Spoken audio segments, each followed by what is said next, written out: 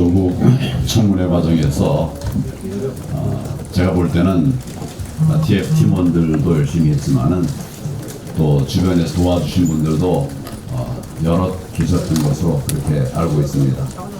최일선에서 뛰어주신 TF 팀 원들 한 분 한 분과 지원해 주신 모든 분들에게도 감사를 드리고 그 중심에 우리 나경원 대표가 있었습니다. 나경원 원내대표에게도 한번 뜨거운 박수를 부탁드립니다.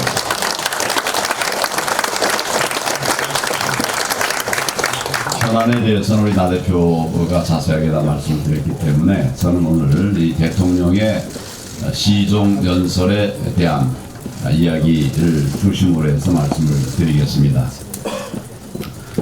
한마디로 절망적인 시정연설이었습니다.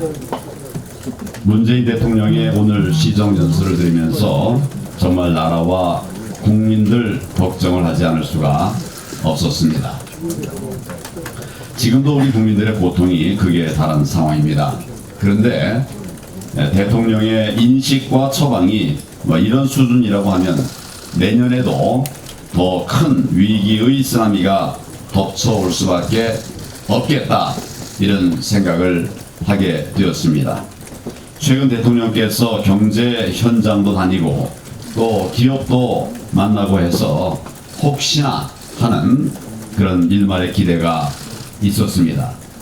그러나 역시 듣고 싶은 것만 듣고 보고 싶은 것만 보는 그런 고집불통 대통령이라는 사실만 확인할 수 있었습니다. 오늘 대통령 시정연설의 내용을 한마디로 요약하면 결국 빚을 내서라도 내 마음대로 하겠다 하는 것입니다. 국민이 뭐라고 하든 잘못된 정책도 절대로 바꾸지 않겠다는 것입니다. 경제, 민생, 외교, 안보, 정책 전반적인 총체적 실패에 대해서 반성은 단 한 줄도 없었습니다. 오늘 사전한담이 있었습니다. 그때 제가 조국 장관 임명으로 인해서 국민들께서 마음이 많이 상하셨다. 대통령께서 직접 이 부분에 관해서 좀 위로의 말씀을 해주시는 것이 좋겠다, 이런 취지로 말씀을 드렸습니다. 그런데 역시 불통이었습니다. 오늘 연설에서도 국민의 고통에 대해서는 전혀 미안함을 찾아볼 수가 없었습니다. 빈부격차가 최악인데 소득 여건이 개선됐다, 이렇게 주장을 했습니다. 고용절벽 상황인데도 우리 일자리 회복세라고 우기는 그런 모습을 보면서 정말 보기에 딱하다, 그런 생각을 했습니다. 반기업 또 친귀족 노조 정책으로 인해서 기업들 손발 다 묶어놓고 혁신에 힘을 운운하는 모습은 정말 기가 찰 노릇이었습니다. 국민과 기업들은 정책 대전환을 요구하고 있습니다. 그런데도 대통령의 대답은 공호하기만 했습니다. 내년 총선 앞두고 세금 퍼붓겠다고 하는 구상 말고는 다른 어떤 비전이나 정책도 없었습니다. 이런 대통령을 믿고 우리 경제를 과연 맡길 수가 있겠나, 그런 깊은 회의가 듭니다. 또 문재인 대통령은 남북 관계에 대해서도 2년 전과 지금을 비교해보라, 그렇게 말했습니다. 올해만 북한이 미사일과 방사포를 모두 11번 발사했습니다. 이제 핵무기를 잠수함에 실어서 발사할 수 있는 수준으로까지 발전을 시켜 놓았습니다. 그런데 지금 이 상황이 과연 2년 전보다 더 낫다는 건지 도무지 이해가 되질 않습니다.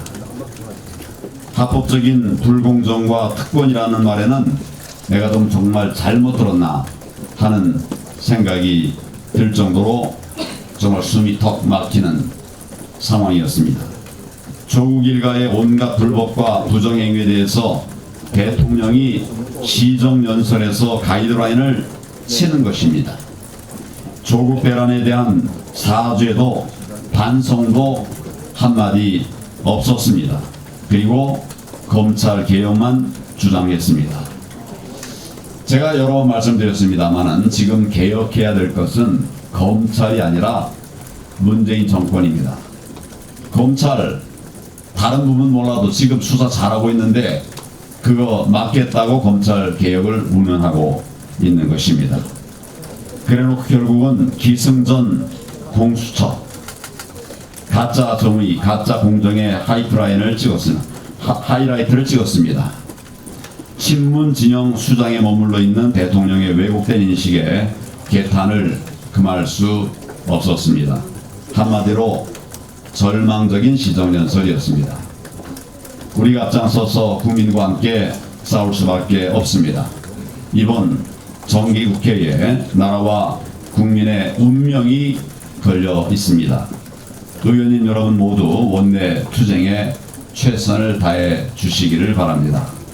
문재인 정권의 무모한 포퓰리즘 망국 예산을 철저하게 막아 주실 것을 당부드립니다. 국민들의 국정대전환 요구에 대통령이 굴복할 때까지 우리가 국민과 함께 끝까지 투쟁해 나가야 합니다. 지금 이제 상황이 많이 바뀌어가고 있습니다만은 여전히 저는 우리 지금 이 상황을 위기 상황이라고 생각합니다. 결정적인 상황이라고 생각합니다. 이것을 우리가 이겨내고 문재인 정권의 폭정을 막아낸다고 하면 우리에게는 기회가 있을 것입니다.